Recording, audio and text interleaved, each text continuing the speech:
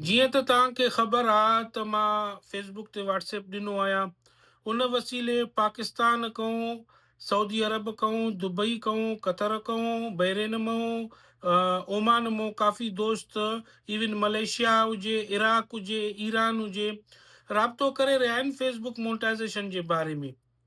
ऐं पाकिस्तान मां कुझु दोस्तनि राब्तो कयो आहे त जेको टैक्स इंफॉर्मेशन लॻंदो आहे न फेसबुक पे आउट में, TIN नंबर, त उते हू मूंझ जो शिकार आहिनि।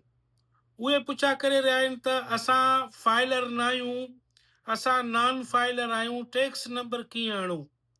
ॾिसो भाऊ, जे तव्हां सोशल मीडिया ते कमु था कयो त तव्हां जेको आहे सो पर्सनल कमु करे रहिया आहियो, बिज़नेस न करे रहिया आहियो। सही आहे, पंहिंजो कंटेंट क्रिएट करे तव्हां फेसबुक ते रखी रहिया आहियो। पर्सनल माण्हूअ जो को बि टैक्स इंफॉर्मेशन न हूंदो आहे। उहो टैक्स इंफॉर्मेशन जेको आहे सो तव्हांजो शिनाख्ती कार्ड नंबर आहे, उहो शिनाख्ती कार्ड नंबर हणो उते, NIC नंबर हणो उते, फेसबुक वारो एक्सेप्ट कंदो। ॾिसो, पे आउट सेटिंग में जीअं ई तव्हां पंहिंजो इंफॉर्मेशन रखो था, नालो, वालिद जो नालो, डेट ऑफ बर्थ, कंट्री, इहे रखी जॾहिं ॿिए स्टेप में वेंदा आहियो त उतो तव्हां खां बिज़नेस टाइप पुछा कंदो आहे फेसबुक, त तव्हांजो बिज़नेस टाइप कहिड़ो आहे, छा आहे। पोइ तव्हांखे इंडिविजुअल हणिणो आहे। इंडिविजुअल हिकिड़ो, जीअं बिज़नेस टाइप ते क्लिक कंदो न, मथों पहिरें लाइन में इंडिविजुअल, LLC, इहो ईंदो। उन ते क्लिक कंदो, त तव्हां इंडिविजुअल थींदो, पर्सनल थींदो, तव्हांजो को बि बिज़नेस न हूंदो। पोइ पे आउट सेटिंग में वेंदो, उतां तव्हांजो जेको एड्रेस आहे उहो घुरंदो आहे। कंट्री ऑफ सिटीज़नशिप, जे तव्हां पाकिस्तान में आहियो, पाकिस्तान हणो, सऊदी में, दुनिया में कंहिं बि मुल्क में आहियो, कंट्री ऑफ सिटीज़नशिप पाकिस्तान हणो। हा, जेकॾहिं तव्हां पाकिस्तान के अलावा ॿिए मुल्क में रहो था, उते हिकिड़ो ऑप्शन ईंदो आहे पे आउट सेटअप में, country of residence, country of tax residence ईंदो आहे। उते तव्हां पोइ सऊदी हणो, कतर हणो, दुबई हणो, मलेशिया हणो, इराक हणो, उन्हनि मुल्कनि जा तव्हां हणो, ईअं तव्हांजो कमु हली वेंदो। उन खां अलावा तव्हां बिल्कुलु मूंझ जो शिकार न थियो।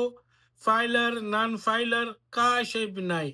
हा, जेकॾहिं तव्हांजो को बिज़नेस आहे, को बिज़नेस आउटलेट आहे, जीअं J.जमशेद आहे, या सर्विस आहे, बाटा आहे, उहो उन्हनि जो जेको आहे सो बिज़नेस टाइप में इंडिविजुअल खां बिना ॿी का शइ आणिबो आहे, त उनजो गवर्नमेंट जो हिकु इशू थियल GST नंबर हूंदो आहे, जेको आहे सो टैक्स नंबर हूंदो आहे, हू आणंदा आहिनि।